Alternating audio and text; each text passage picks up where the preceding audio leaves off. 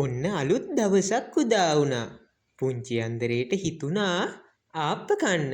ඉතින් පුංචි අන්දරේ අම්මගේ ළඟට ගිහිල්ලා ඇඟේ දැවටි මෙන්න මෙහෙම කිව්වා. අම්මේ මට පුංචි බඩගින්නක් තියෙනවා. බඩගිනි නම් මේ බත් උයලා තියෙන්නේ. කන්නකෝ. බත් කන්න බඩගින්නක් නෙවෙයි අම්මේ. ආප්ප කන්න බඩගින්නක්. අනේ මේ හොරගෙඩියා මන් ළඟ දැවටි ඉඳලා තියෙන්නේ ආප්ප කන්න ඕනේ කියන්නේ නේද?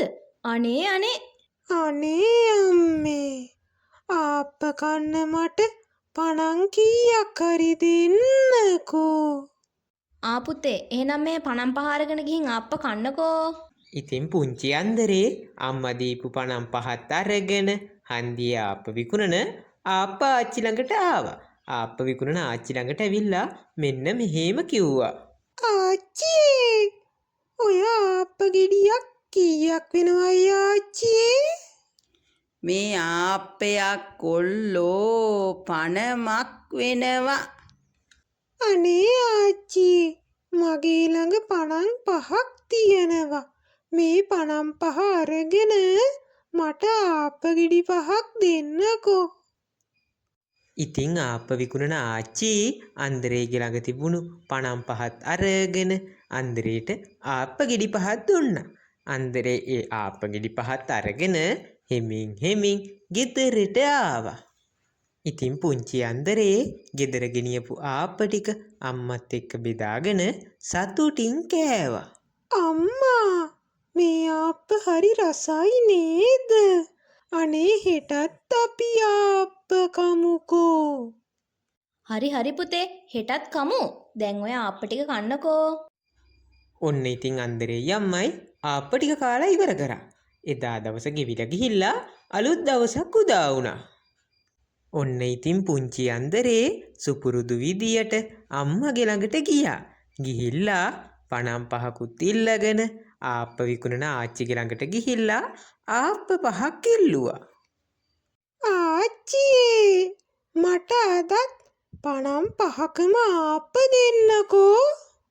ආප්ප විකුණන ආච්චි පුංචි අන්දරේට ආප්ප ගෙඩි පහක් ඔතලා දුන්නා. ඒ ආප්ප ගෙඩි පහ අරගෙන අන්දරේ ගෙදර ඇවිල්ලා අම්මත් එක්ක සුපුරුදු විදියට ආප්ප ටික කෑවා.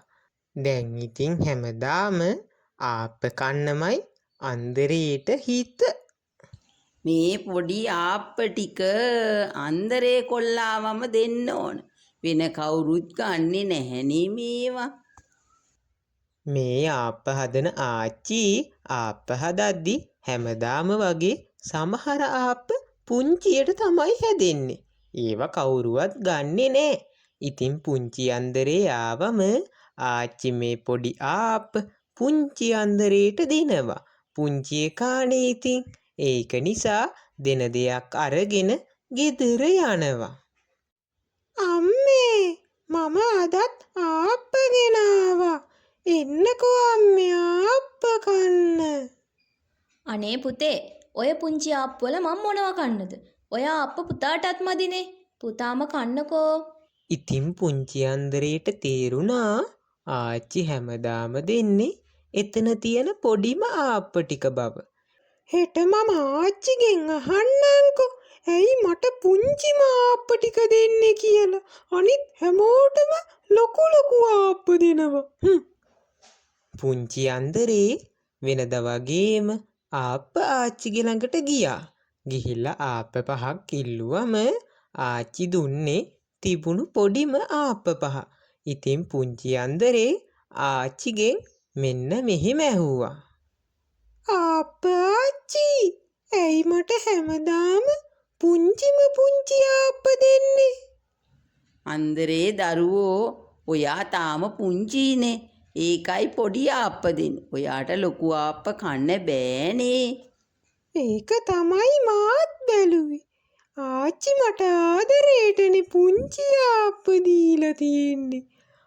පුංචි අන්දරේ ආච්චි දීපු ආප්ප පහ අරගෙන ආච්චිගේ ළඟට පණන් දෙකක් දාලා පැනලා දෙව්වා. නැවතියන් අන්දරේ මෙතන 52යි තියෙන්නේ. ඉතුරු 53 කෝ? ආච්චි එහෙම කෑ ගහලා කිව්වට පස්සේ දුවගෙන ගියපු අන්දරේ නැවතිලා ආච්චිගේ පැත්ත හැරිලා මෙන්න මෙහෙම කිව්වා. ආච්චිටත් පණන් අඩුවෙන් දුන්නම ගණන් කරන්න හරි ලේසීනේ. මට මේ පුංචි ආප්ප කන්න ලේසී වගේ. ඒ නිසා තමයි ආච්චිටත් අඩුවෙන් මම පණන් දුන්නේ. මෙහෙම කියපු පුංචි අන්දරේ hina වෙවි උඩ පැන පැන ගෙදරටම දිව්වා. තැනට සුදුසු නොවන හැම දෙයකදීම පාවිච්චි කරන්න ඕන. එතකොට ඕනම ප්‍රශ්නකදී හොඳ පිළිතුරක් දෙන්න අපට පුළුවන්.